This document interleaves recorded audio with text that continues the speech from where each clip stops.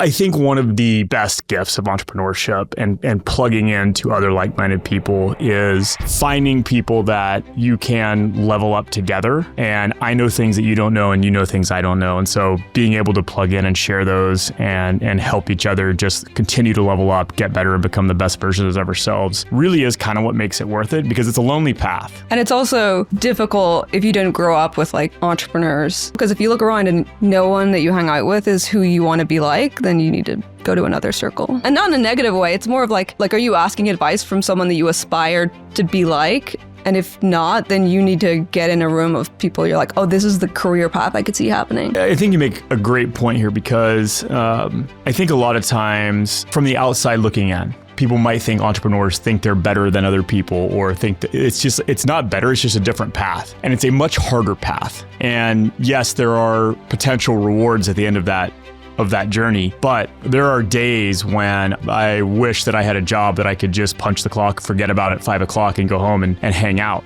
Right? But that's not the luxury that we have. Yeah, it's a lot of jobs you could actually make more money than a lot of entrepreneurs do. Like working at Facebook and just leaving at 5, getting a nap room, go for a walk on campus. I don't know if you saw those TikTok videos, which are hilarious. But I was like, oh, having a W-2 job where I can just clock out and stop thinking about it. I've had one job ever where that was the case. I worked at a stationery shop when I was at university. As soon as I walked out those doors, did not think about it until the next shift. Well, let's back up to your journey and understanding how you got here and kind of what made you who you are. So tell me where you grew up and how you grew up, and what maybe drove you to entrepreneurship in the first place. So I grew up in Belfast, Northern Ireland, which is very not an entrepreneurial space. You just go to school, then you go to university, and then you get a job. My dad's a doctor, but he works for the National Health Service, same job for like 40 years. The idea of me not going to university was just like, it wasn't even a thought. When I look back, I was very entrepreneurial growing up. I would sell cupcakes on the playground. I had an e-commerce eBay store when I was like 13, which I wasn't even able to have a PayPal account, so my mom had a PayPal, but I was just like drop shipping like Dawson's Creek DVDs from Canada because they didn't have them in the UK, and I'd always selling them. And even at like 13, you look back and you're like, oh, the things I was interested in, I just didn't know you could do it as a job. If you're going to learn and grow, because entrepreneurship, I think, is the greatest school of personal development that there is, but you've got to learn and integrate lessons.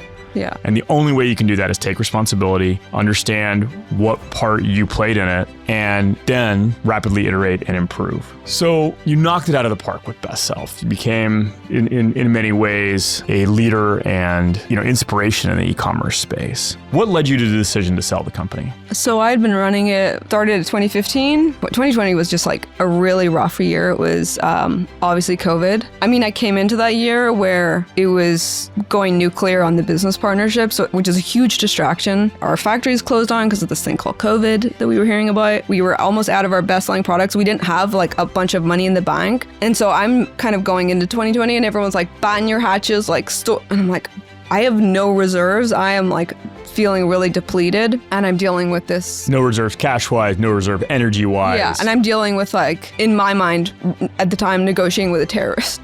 Yeah. Where it's just like, I don't know where this is gonna go. And it's funny because this standing up to the business partner thing, when I look back, it was my employees essentially were gonna be affected by the things that was doing, that I like stood up and was like, no, this is not happening anymore. And it's just like a perfect storm. So because I'm distracted with the business partner stuff and figuring what that looks like, we have an inventory manager that's like embezzling from us, which I discovered in 2020 around the same time. So I'm just like, there's just like multiple wars on each front. And at the end of 2020, I got the business partner out and I was like, okay. And it was great and it's stressful because, well, now I don't have this other person to blame. Now it's like totally on me. And so for the next 2 years, essentially, it was like getting us back profitability wise, product development. And the goal wasn't to sell, but it was like, how do I get into a place where I could sell it if I wanted? Because then it was, I'd always like poured everything back into the business. And then someone came to me with an offer, probably in like, and it wasn't a great offer, but I'd read this book and it was just about these like binary decisions. If it's like, oh, do I sell to this person or not sell at all? And I was like, well, let me just start having more conversations with people. So that's kind of, I just started taking calls with people and like putting it out there that I was maybe thinking about it with the goal of like, okay, if a good offer comes along, I could take it, but if it doesn't, like whatever. The ruthless self-reliance, your superpower, starts to become a limitation because now you're so used to this being all just figured out. and it becomes really difficult to rely on other people. You brought on a business partner. Didn't go great. To make a very long story short, what did you learn from that experience? I learned a lot of things about myself. One of the things, when you don't have boundaries for a long time, people will start to treat you however they like.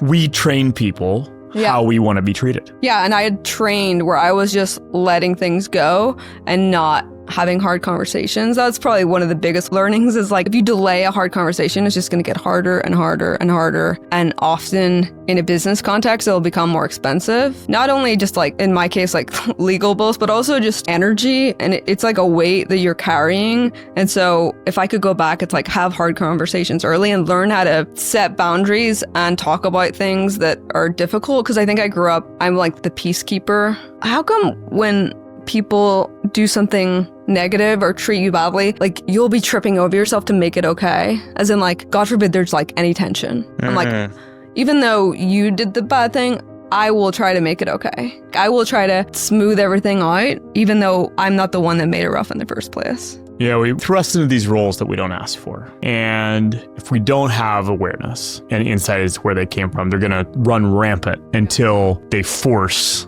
us to look at them. Right, which sounds like essentially is what happened here. Your experience with your business partner actually led to me coining a term that is outsourcing your confidence. You actually had everything that you needed to run that business and had run businesses before. But you already mentioned just a little bit ago that you weren't confident about business. So you went out and you outsourced your confidence to bring on a partner. Yeah. This is a recurring theme I see time and time again with people is they go find a 50-50 co-founder. There's just a little part of them that isn't confident that they can do it on their own. It's like partnering out of insecurity. Yeah. Here's what I love, right, is that hindsight being 2020, yes, maybe there was some outsourcing of confidence. And what I hear is you taking responsibility for your part and how you showed up to the relationship and giving credit for what you learned. And I think all of that is so important. And if you're going to learn and grow, because entrepreneurship, I think, is the greatest school of personal development that there is. I remember you called me to ask about my opinion. And I told you something one of my original mentors told me, which is you'll never regret selling your first business. So you get the check, you get the wire. How did it feel exiting that company? It's kind of an anticlimactic event, mainly because you build all this, spend so much time building up this thing, and then it's a DocuSign, you like click two things, and then it's, oh, okay, I guess it's done. And so it's definitely like not as exciting. And then you go into scarcity mindset, which is where I went, where I was just like, oh my God, I went from like having a cash flowing business and an asset I could someday sell to like no cash flow because it wasn't enough that I was not going to work again. And so then I'm like, okay, what am I going to do next? Even though I had plenty of time and resources to figure it out, suddenly I was like, oh my God, I don't know like what I'm going to do next. And all this time where I'm like, I can take time off, and I'm like, I wanted to learn how to code and do all this stuff, which I did do, but I didn't enjoy it because I felt like I had to There's pressure. Figure out what the next thing was. Because I've always, since I was 14, always knew what the next, like working every summer. When I graduated my architecture job, I actually started a job like 2 days after graduation. Everyone else taking the summer off. I'm like, no, I'm going to work at this architecture firm because God forbid I would waste 2 months of my life. But it actually worked out because it was 2008 and the people that waited 2 months to try to get jobs in architecture didn't make it.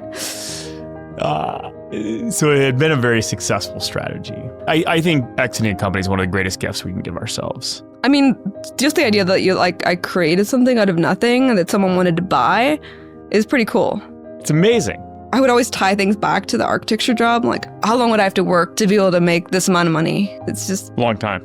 Or like, if I had to stay in that job, like I hired a bunch of people and they all made like way more than I made, which I was able to do, which is just wild. Yeah, it's amazing to kind of have that sense of completion. But you touched on something I think really important for other people thinking about selling their business, or maybe they've recently sold their business, which is you go from cash flowing business and an asset you can sell to now I've got a lump sum and I got to decide what to do with this. And if it's not enough to never work again, what the hell am I going to do in between?